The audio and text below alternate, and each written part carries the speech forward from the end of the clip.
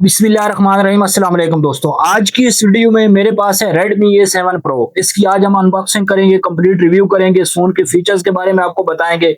इस फोन का जो डिस्प्ले साइज है उसके बारे में बताएंगे, इस फोन के अंदर कौन सा प्रोसेसर यूज हो रहा है वो बताएंगे, और साथ ही साथ इस फोन की स्टोरेज क्या है वो आपको बताएंगे। ये सारी चीजें डिटेल के साथ आपको बताएंगे। वीडियो को एंड तक लाजमी देखना। एंड पे आपको मैं ये भी बताऊंगा कि क्या ये फोन खरीदने के काबिल है या नहीं। ये सारी चीजें आपको बताएंगे इस वीडियो में। तो चलते हैं, सबसे पहले इस फोन को अनबॉक्स करते हैं। अनबॉक्स करने से पहले आपसे गुजारिश है कि चैनल को लाजमी सब्सक्राइब किया करें ताकि हर आने वाली वीडियो आपको मिल सके। तो फोन को करते हैं अनबॉक्स।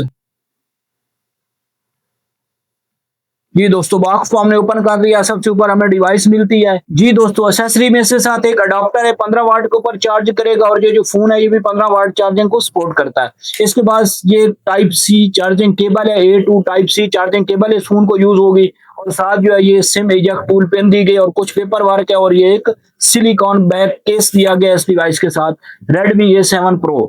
तो अब हम इस फोन की लुक देखते हैं कि ये जो फोन है इसकी लुक कैसी है। अब हम इस फोन की लुक देखते हैं कि ये फोन है लुक के एतबार से कैसा है। ये फोन की फ्रंट साइड है।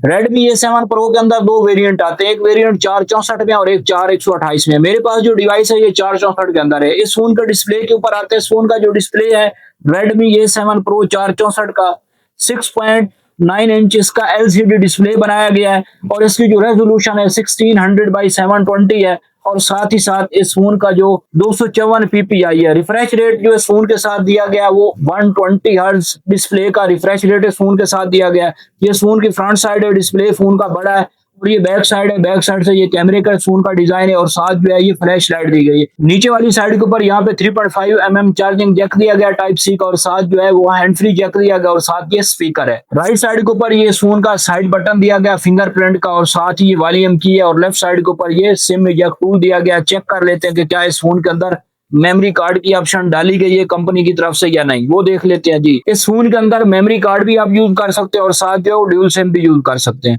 अब हम इस फोन को ऑन करते हैं। ऑन करके फोन का जो डिस्प्ले है वो चेक कर। दोस्तों, डिवाइस को मैंने ऑन कर लिया और इसकी कंप्लीट सेटिंग कर ली है। अब वन बाय वन इस डिवाइस के जो फीचर्स है उनका टेस्ट करते हैं। सबसे पहले इस डिवाइस का जो डिस्प्ले है उसके ऊपर आते हैं।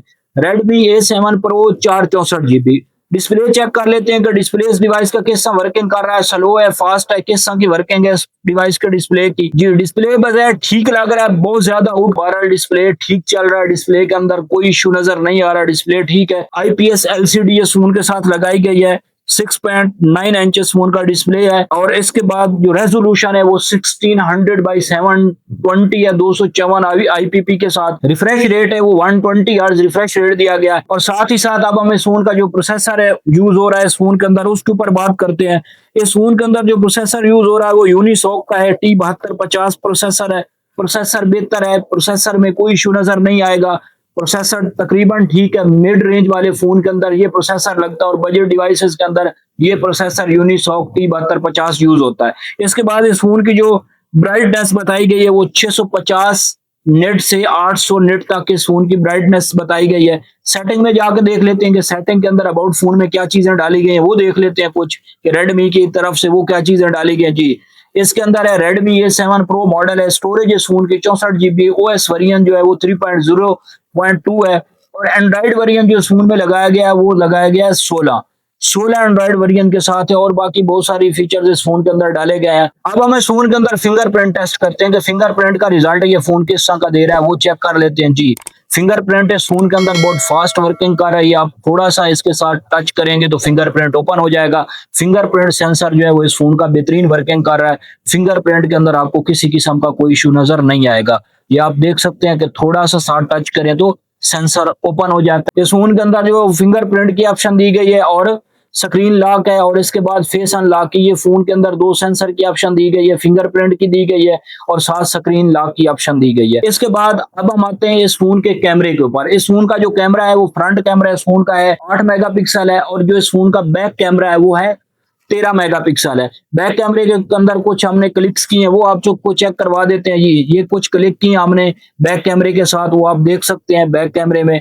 ये कुछ क्लिक है। और इसके बाद इस फोन का जो फ्रंट कैमरा है वो चेक करते हैं कि इस फोन का जो फ्रंट कैमरा है वो किस तरह का रिजल्ट प्रोवाइड कर रहा है जी। ये इस फोन का फ्रंट कैमरा है। फ्रंट कैमरे के अंदर time lapse, video, photo, portrait वगैरह ये कुछ ऑप्शन डाली गई है इस फोन में। अब हम आते हैं इस फोन की बैटरी के ऊपर। इस फोन के साथ जो बैटरी लगाई गई है वो लगाई गई है 6000 mAh बैटरी। बैटरी इस फोन की अच्छी लगाई गई है। बैटरी की कैपेसिटी ऑलमोस्ट ठीक है, एक दिन आराम से आपका निकालेगी। जो कॉमन चीजें यूज करेंगे या थोड़ा ज्यादा हैवी टाइप भी यूज करेंगे तो फिर भी एक दिन ये बैटरी आपको देगी। 6000 mAh बैटरी बेहतरीन बैटरी है। मिड रेंज प्रोसेसर है, बहुत ज्यादा हैवी वेट गेमिंग को सपोर्ट नहीं करेगा। ये मिड रेंज गेमिंग को सपोर्ट करेगा जिसमें कैंडी क्रश वगैरह जो नॉर्मल 30 FPS से गेमें चलेंगी। वो बहुत ज्यादा हैवी गेमिंग मल्टीटास्किंग के लिए ये डिवाइस नहीं बनी हुई, नॉर्मल यूज के लिए बनी हुई। टिकटॉक वगैरह, फेसबुक वगैरह ये चीजें आप इस फोन के अंदर यूज कर सकते हैं। और इस फोन के अंदर जो डिस्प्ले प्रोटेक्शन दी गई है वो वेट टेक्नोलॉजी डिस्प्ले प्रोटेक्शन दी गई है 2.0 की। लाइट फ्लिकर फ्री है, ये चीजें इसके अंदर दी गई हैं। फ्रेंडली सर्टिफिकेशन है। ऑपरेटिंग सिस्टम जो फोन के अंदर डाला गया है वो डाला गया है रेडमी Xiaomi का। इसके बाद ये जो फोन है चार्जिंग जो सपोर्ट करेगा, टाइप सी करेगा, 15 वाट के ऊपर चार्ज को सपोर्ट करेगा ये फोन। इसके अंदर जो जीपीयू लगा हुआ है वो माली का जीपीयू लगा हुआ है G57। Almost mid range devices के अंदर यही जीपीयू यूज हो रहा है, G57। आज की इस वीडियो में इतना ही। उम्मीद करते हैं आपको हमारी वीडियो अच्छी लगेगी। तो अब आते हैं हम इस फोन पे, इसको खरीदना चाहिए या नहीं खरीदना चाहिए।